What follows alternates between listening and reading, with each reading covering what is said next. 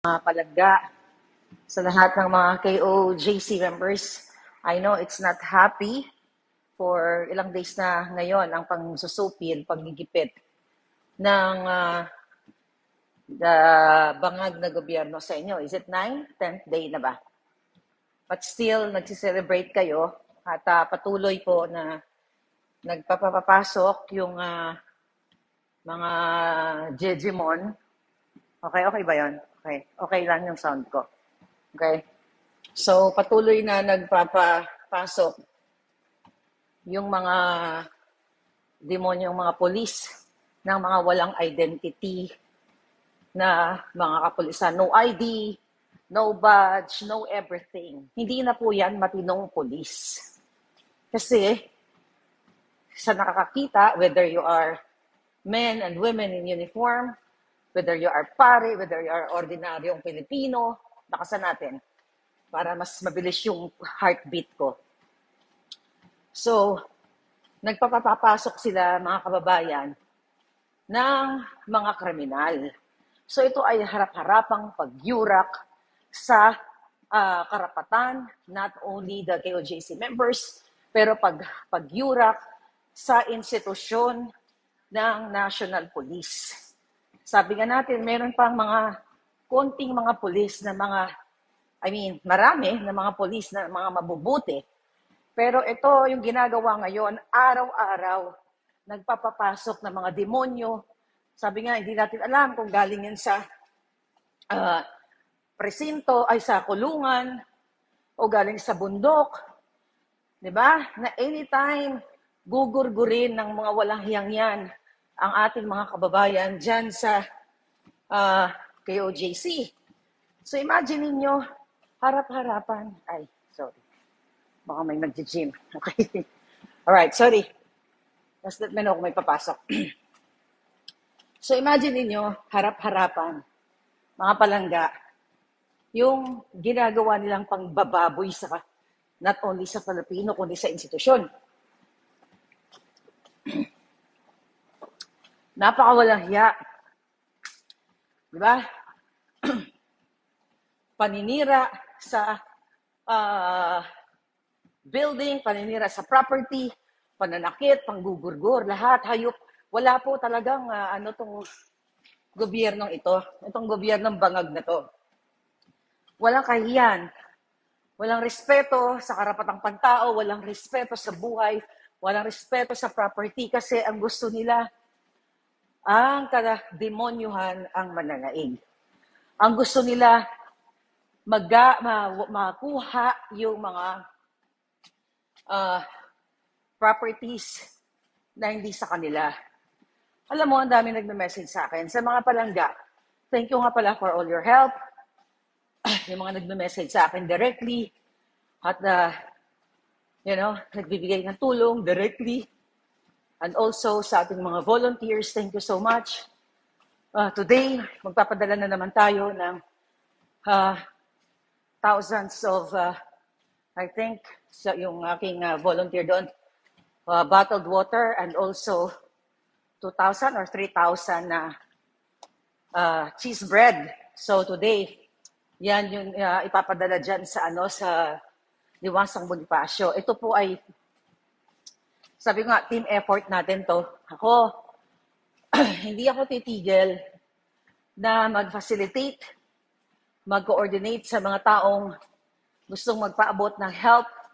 You know, yung mga volunteers ko na ayaw magpabayad sa kanilang serbisyo, ayaw magpabayad ng truck, ayaw magpabayad ng kanilang serbisyo dahil sinasabi ko, you know, you're helping our kababayan, so you have to be compensated. Kasi kawawa naman kayo, nag-effort din kayo, pero sabi nila, di na, Miss Maharlika, tulong na namin to. Katulad ng ginagawa mo, pagtataya ng buhay, kulang. Sabi ko, baga, konti lang to ginagawa namin sa ginagawa ninyo. So, I really appreciate all your help, mga palangga. Kagabi, yatasan natin si Maui na komprahin yung mga paninda doon sa gilid because the purpose is also to help the vendors. Okay, once in a while, gagawin natin yan. Pero mas more on yung safe na food talaga na prepared, with sanitation standard and everything.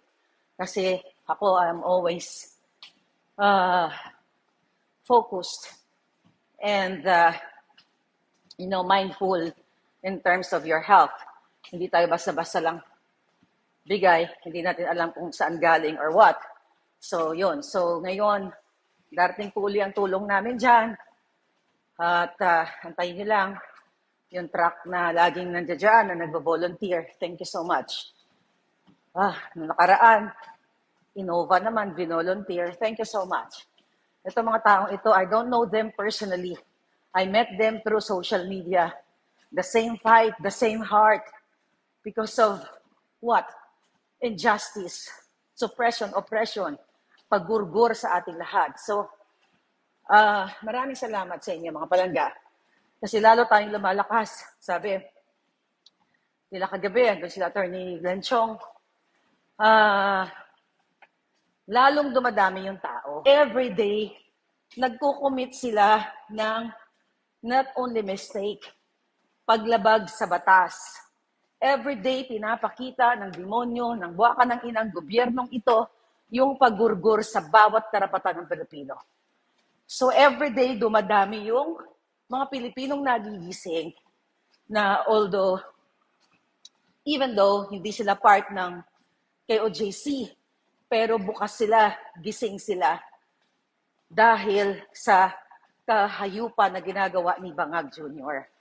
Tingnan nyo, even ibang religious group, yung iba nag-aantay lang na magsalita yung kanilang mga ministro, magsalita yung kanilang mga pinuno or leaders.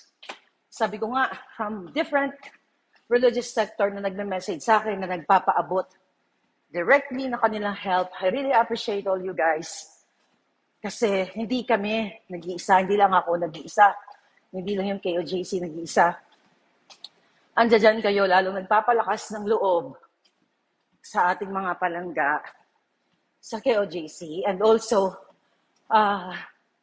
like sa akin, na nakikita ko na, di ba, for 2 years, laban tayo ng laban. Pero the more na ginagawa nila tong kahayupan na to, injustice, pananakit, paninira ng gamit, pagbubungkal, paggawa ng mga kwento, pagsinungaling na hindi daw sila nanakit, hindi daw sila nang spray ng gas. Wala raw koneksyon yung mga nagurgur sa KOJC. sa police, sa criminal operation nila. Harap-harapan mga palangga. Sabi ko nga, hindi enough yung ngangabels ko. Hindi enough yung mura ko. Hindi enough kahit pira-pirasohin mo yung mga buwakan ng ginimis na yan at piga-pigaan mo ng kalamansi. Hindi enough yung ginagawa nilang pangbababoy sa ating mga mamamayang Pilipino. And again, this is about cover up sa issue ni Marcos Jr. na siya po ay isang authenticated. Tanyo ko, tawagan mo nga. Sa cellphone ko. Okay, restart tayo. Okay, so, ayun, ang babae nakakapikon, nakakagalit, pero sabi ko nga, I think God is leading the way para makita ng taong bayan, okay, ninyo kung gaano kababoy itong gobyernong ito. Na wala sila talagang puso, wala silang pakialam na harap-harapan, na i-violate, wag sundin yung konstitusyon, wag sundin yung batas sa kabila ng desisyon ng korte na dun sa writ of amparo or temporary protection to vacate the KOJC property.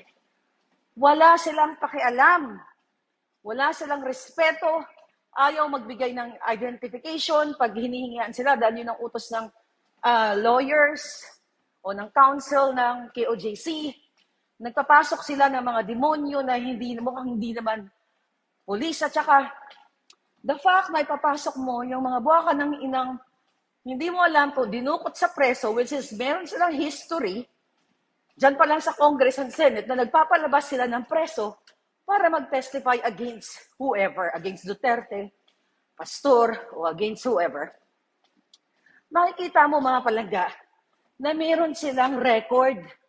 They have the capabilities to extract. Dahil si Lee Satanas magaling sa extraction. Meron silang kakayahan to extract the preso, mga preso, para dalhin sa Senado o Kongreso or dyan sa loob ng KOJC. Ang number one, na una niyong narinig na nagsabi niyan ay si Cathy Binag, na ginagawa ng kanyang ex-partner na si Tony Boy Florendo nung sila pa na nagpalabas ng mga preso from Davao Penal Colony para kung may gusto silang ipatarget, gusto silang ipagurgur, gusto silang pasindak, ay ginagawa nila. So if you check, the history, yung background nila, talagang meron silang, kumbaga nasa DNA na nila. Nasa dugo nila na kaya nilang gawin yon. Now what? Ngayon, magbubulag-bulagan kayo. Excuse me. Ngayon, ilang araw na, yung iba sa inyo walang pakialam, tatawa-tawa pa kayo, natutuwa kayo sa ginagawa sa mga inosente. Paulit-ulit kong sinasabi sa inyo, ilabas nyo si pastor sa usapan. Dahil kung matino itong mga baka ng GNMS na mga pulis na ito, kung matino yung mga yan, at tama yung ginagawa nila, well, hindi nga tama. Alam nila na mali ang ginagawa nila. Alam nila mali ang pagdumi, disrespect nila sa place of worship. Pag ganito na yung gobyerno mo, na pinapakita sa inyong mga anak, na wala na sinusunod na batas, at ang pulis ay protector ng bayan to serve and protect, but they are the ones who are destroying, who are destroying your government, the government, your people, at yung mga properties. So saan ka natutungo kung nakikita nyo mismo na ang mga pulis-pulisan man yan na nag-spray harap-harapan, broad daylight, na kayang manirgas, kayang manakit sa isang ordinaryong Pilipino, how much more ang ginagawa nila behind the scene na walang kamera, walang nakakakita. Ibig sabihin, kaya po nilang gumurgor ng inosente nang walang kalaban-laban. Kasi etong mga nasa TOJC, may laban sila kung tutuusin. Meron silang abogado, may camera, may equipment and everything. Paano na lang yung mga nasa street? Yung mga street dweller. Yung mga ordinaryong nagtitinda sa palengke. Yung ordinaryong empleyado na wala naman kayong kakayahan. Na to hire a lawyer. Paano na lang kayo? Itong buwaka ng inang gobyerno ni Bangag Jr., bangag na bangag silang lahat. Sila ay bangag sa kapangyarihan. Ginagamit ang white powdery substance para magbigay ng takot, para magbigay ng paninindak, at ang utak nila ay mga saltik na kaya nila kayong gurgurin anytime, anywhere, any day. So you have to speak up. Ako at ang mga palangga ko dito, wherever you are guys, na nagme-message sa Maharlika Network at protonmail.com, yan po yung message ko, na nagpaabot ng concern. Ay, nako, ng pagmamahal. I'm trying my best to answer all your emails. Ako lang, wala po ako asistante. Ako lang. Kaya minsan, nakakatulugan ko na ang pagsasagot ng mga email. So, sinasagot ko kayo. Pero nagpapasalamat ako kasi hindi nag-iisa yung mga KOJC. Hindi sinyo sila pinabayaan. hindi man natin sila pareho ng relihiyon. Pero again, yung faith nila, katulad na nga ng post ni Cathy, na gusto niya na daw mag-convert o mag-join. Sabi ko nga, let's vote in sa KOJC. Kasi nga yung faith nila, yung kanilang bayanihan, yung support nila. Alam mo, kahapon may in-interview dyan eh. May nakita o may nag-send sa akin na kakilala ko. Okay, na nandoon sa KOJC. Natatandaan ko yung mga taong yon, okay? Na ever since miyembro sila ng KOJC. I mean, siguro for ilang years? 30 years? Still nandiyan yung pananampalataya nila. Kaya nga sabi ko, kung masasamang tao itong mga ito, walang magtatagal dyan. Kung totoo yung mga accusation, you know, pagbungkal ng mga lumang kaso ni Kibuloy na, you know, nawala na, tapos nag-recruit sila ng mga, ano tawag dito, ng mga testigo na nagbabasa ng script. Alam mo, ang isang taong nakaranas ng pang-aabuso, what? Okay. Yeah, go ahead. Okay. Pang-aabuso, you know, hindi mo kailangan magbasa ng script dahil malinaw pa yan sa sikat ng araw na natatandaan mo. Di ba, kinuwento ko sa inyo. In 19, yeah, I'm okay. Natatandaan niyo yung kwento ko sa inyo. Anong year yon?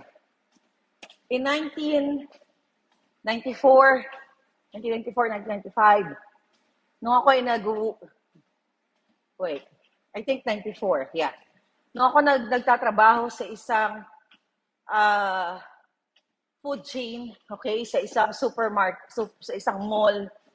Yun yung mga panahon, 1994, Mirna Diones, yung mga massacre movies. Remember that? So yun yung mga panahon na yun. Pagpasok ko sa trabaho, nasa jeep ako, nagbo-board ako noon sa Bustillos, I think. Sa Ligarda. Okay, nagbo-board ako. Galing sa boarding house, pumasok ako sa isang mall, SM, pangalanan na natin, sa SM, at doon ako nagtatrabaho, sa isang food chain. Isang umaga, tandang-tanda ko pa rin. Isang umaga, pagbaba ko sa jeep, kahit i-retrieve nyo yung video ko, ganoon pa rin yung kukwento ko sa inyo. Pagbaba ko ng jeep, dyan sa, wala pa yung mga trinoma noon, dyan sa SM City. Dahan-dahan ako naglalakad, ay hinablot ako ng isang sindikato during that time. Alam ko, kasi umabot kami sa presinto dyan sa Baler Station during that time. Hinablot ako, humingi ako ng tulong sa mga tao, tulungan niyo po ako. I was young, bubbly, single, you know, nung time na yon, di ba? So, dahan-dahan niya ako hinablot niya ako at nagpapapalag ako, nagwawala ako, tamakbo ako sa guard, humingi ako ng tulong, sir, tulungan niyo po ako kasi nahabol ako ng lalaki, So, hanggang ngayon, kahit ano yung point ko dito? Hindi mo kailangan isulat, wala na naman. Sorry palangga, I need to exercise. So, hindi mo kailangan, anong point ko dito? Yung ginagawa nilang, katulad ngayon, yung mga testigo nilang galing sa kulungan, hindi mo kailangan isulat sa papel ang sinasabi mong ikaw ay sinurva, ikaw ay sinaktan. Kung malinaw na naranasan mo. Parang katulad ni Cathy Binag, yung pagiging eyewitness na kinukwento niya na inalok siya ni Lisa Tanas ng pulburon o white t-shirt. Diba? Yun yung code nila na, do you want? Diba? Ganon din yung naranasan ko noon. O ito, kasi mga palangga ako since 2015, nagpa-follow kayo sa akin. Hinablot ako, lumapit ako sa gwardiya, walang taong, you know what, yung, ano yung, sa tawid papuntang West Avenue, ano yung parang theater dati nung mga bata pa tayo, 90s, okay? Pag dun sa SM na yon, pwede ko siya i-drawing actually. Alam nyo yun, yung mga nakatira dyan. So ngayon, wala ako. Humingi ako ng tulong palangga. Wala talaga hanggang sa nawala na lang yung lalaki. Yung trying to abduct me. Like, after 2 weeks, I think, a week or 2, okay, nakita ko siya muli sa loob ng mall. Ano nangyari doon? Nakatambay siya, mukhang nag-aantay siya ng panibagong victim. Nasa work ako. Nakita ko siya nasa labas. So, sinabi ko sa jowa ko during that time. Okay? Sabi ko, yan yung sa palangga ko during that time and this time. Okay? Sabi ko, yun yung lalaking yan. Yan yung gustong mag-abduct sa akin. Okay? Sabi niya, sigurado ka ba? Sabi ko, hindi ako magkakamali. So, nireport namin sa security office. Naalala niyo? Yung sa SM Annex West. Yung papunta, yung papuntang car park, di ba, mayroong security office dyan. Doon sa mga yung mga nagtrabaho dyan sa SM City. May optical, di ba? Okay, may optical papuntang car park. I forgot David. Nakalimutan ko na yung pangalan ng optical clinic. Dadama yung optical clinic, lalabas ka, dun sa gilid may maliit, may security office. Diyan ko ni-report yung gustong mag-abduct sa akin. Mamaya basahin ko yung comment niyo. Ayan. So ngayon, kaya ko po kinakwento to sa inyo, kasi ito yung kwento ng totoong nakaranas ng pang-aapi. O nakaranas ng mga pangyayari pala, ng mga pangyayari. So optical clinic, SM West, optical clinic, security office, then car park. I think may Ricky Reyes somewhere there sa tabi. Di ba? May parlor pa doon, may salon pa doon. Ricky Reyes somewhere. So yun yung, ngayon, nire-recall ko. It's like, parang inaano ko kayo, pinapakitaan ko kayo ng isang witness, ng isang nakaranas ng pangyayari na kahit sometime 30 years ago, hindi mo man maalala lahat ang eksaktong detalye. Pero yung pinaka-important components ng pangyayari sa buhay mo, kaya mong i-detalye, kaya ko i-drawing. Okay? Kaya ko lagay yung diagram. So, hindi katulad ng ginagawa ngayon ng putang inang bangag na to na nag-recruit o nag-extract ng mga preso sa kulungan para mag-testify against pastor, testify against Duterte. Nakita niyo na binabasa nila, na talagang nakabasa, parang nabigyan pa sila ng privilege speech sa Congress and Senate, yung mga testigo na convicted na gumurgur ng tao. Ang isang witness, for sure, may mga abogado dyan, nakikinig. Alam niyo yan, ang isang witness o nakaranas o biktima ng isang pangyayari, kapag nasa tamang kaisipan, kahit paikot-ikutin mo, kahit lasingin mo pa yan, pagising niya o kahit lasing siya, papahayag niya ng tama o kung ano yung pangyayari. Pero ngayon, dito mahayop na to, si Bangag, si Lisa Tanas, si Tambaluslos, dahil siya ang nag-orchestrate niyan. Si Martin Tambaluslos Romualdez, okay, na nasasangkot sa bribery sa Okada Heavy Luggage, na nagbayad ng 2 billion, okay? O nagbayad, na nakatanggap pala, hindi nagbayad. Tanggap ng 2 billion, okay? Yan ang promotor sa lahat ng kahayupan dyan sa Congress. Siya ang nag-uutos ng script para tirahin si Inday Sara. Siya ang nag-uutos ng script sa mga buwaka ng inang kongresista para gipitin si Harry Roque o kung sino pa man na mga resource person dyan sa Congress and sa Senate. So ito ay isang malaking mafia, isang malaking sindikato na pinamumunuan ni Lisa Tanas, ni Marcos Jr., ni Romualdez, Araneta Clan, lahat yung mga bangag na nakapaligid sa kanya. Okay, so yun mga kababayan. Mag-bike tayo kaya. At kaya lang, wala palang patungan doon. So, hindi natin. Okay. So, yun, mga kababayan. Nakita nyo? So, patuloy. Dali. Okay. Ay, ayan na. So, basa tayo. Ba't ganyan? Okay. That was good.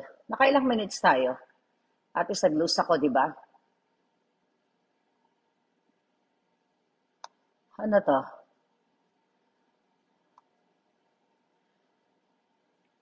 Janelle. Si Sing Hot. Okay. Si Bangag ba yan? Anyway, mga kababayan. Ings Ramirez, thank you so much. Okay. Alright. So anyway, uh, thank you po sa lahat ng naninindigan. Sana manindigan kayo. Sana wag po kayong pasisindak. Huwag kayo matatakot kasi yun yung gusto ng bangag na gobyernong ito. Matakot kayo. Kung magpapasindak ang mga Duterte, magpapasindak ang KOJC. Actually, ang dami niyo po eh. Ang dami niyong hanay. Okay? Ang dami. Kung magpapasindak kayo, ito exactly ang gustong gawin. Right? Ito tayo. Ito exactly. Mag-ano tayo palangga, mag-bike tayo. Ay ko, sorry.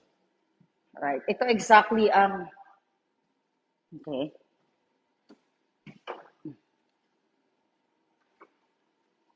Okay. Meron palang ganyan. Oh, ha? Oh, ha? Oh, dyan ako. So, okay. See. So, ito exactly yung gusto ng ano. Ayan. Okay. Yung gusto ng bangag na gobyernong ito. Ito yung gusto nila matakot kayo para hindi kayo magsalita. Matakot kayo para wala ng kritiko, wala ng dissenter. So yun ang gusto nila. Pero kung kayo ay maninindigan para sa inyong pamilya, para sa inyong mga future ng inyong mga anak, then mawawakasan natin. Hindi sila forever dyan. Sabi ko nga everyday, nakikita ng taong bayan yung pang-aapi, panglulupa, pag nagiging malupit nila sa mga Pilipino. Okay. Ano yan? Sabi ni Janet. Ano yan? Ano yung wikang English? Yung she may not? Ang sinasabi ni Inday? Yan lang kasi ang, akala mo ito, tama ka pala, akala mo ito mga bobong ito, ang gagaling magsalita ng English. Diba? E-lawyer yan. Kita mo nga yung, sige nga, you talk about perfect in English, o tingnan mo yung mga ano, tingnan mo yung mga bulok-torian na mga kongresista na si Dan Fernandez. Hindi nga niya mabigkas ang P at saka F. Committee. Mr. Chair, sabi niya, the committee. The committee. Oh, kung gusto niyang perfect. Ako, hindi naman na perfect ang pronunciation ko kasi Bisaya ako eh. 'Di ba? At least man lang yung mga importanteng pronunciation na very common na salita, nalalaman natin at inaaral natin. 'Di ba? It's not committee. 'Di ba? Pati na I'm not here para mag-correct. Kaya lang, ako mismo nagkakamali ako ng pronunciation eh. 'Di ba? Pero ang punto nito mga bangag niliit, itong si Lisa Tanas, ano yan? Very New York? Very Pusali. Kaya mo na, huwag niyo napansinin yung palangga. But we all know na nilampaso sila ni Inday Sara. We all know na sila ay naapektuhan dahil si Sara ay slayer, 'di ba? Slayer ng mga bangag. Oh. Si Aki Fox. Thank you palangga. Ip. 'Di ba? Sabi ni Lily Garden, Your Honor, if the witness, well, alam mo, it's nonsense. Alright? Sige nga, mag-English nga ng diretso yung mga yan. Ang if at mag-English nga sila ng diretso. Yung mga hinayupak na yan.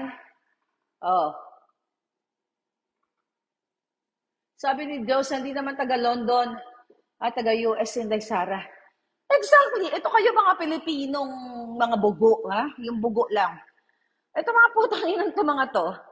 Masyado kayong pa-Western.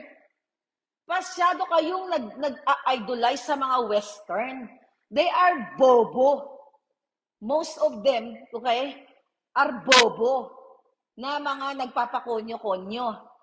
Ha? Kayong magpapakonyo-konyo o yung ibang mga Pilipino na nagpapakonyo-konyo. Ulitin natin, hindi sukatan ang, hi Remy, ang pronunciation kung magaling ka na tao o hindi. Tapos si Duterte, ang galing, di ba? Mga yawa mo. Hindi sukatan yun.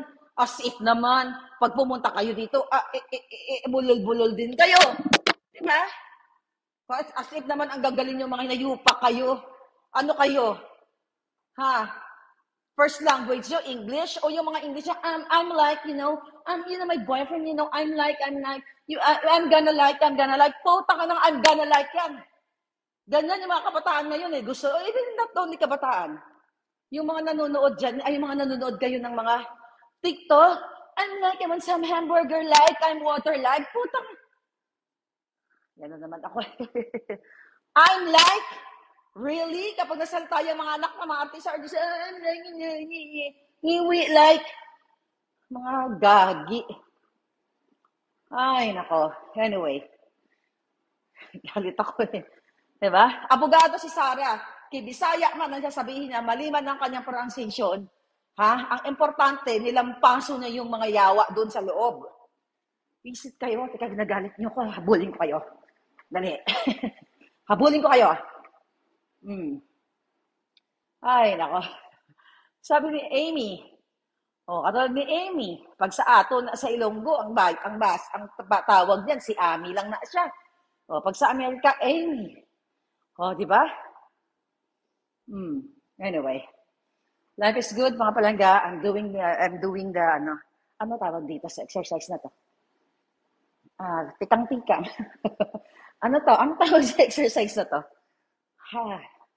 Yan, nagpe-pedal tayo para ka rin almost bike. Okay. Tiklop silang lahat. Anyway, yun na lang muna palangga. Mag-ano na ako. Magbubuhat na ako ng 60 pounds na weights. Charing lang. Talk to you later. Bye-bye. Thank you.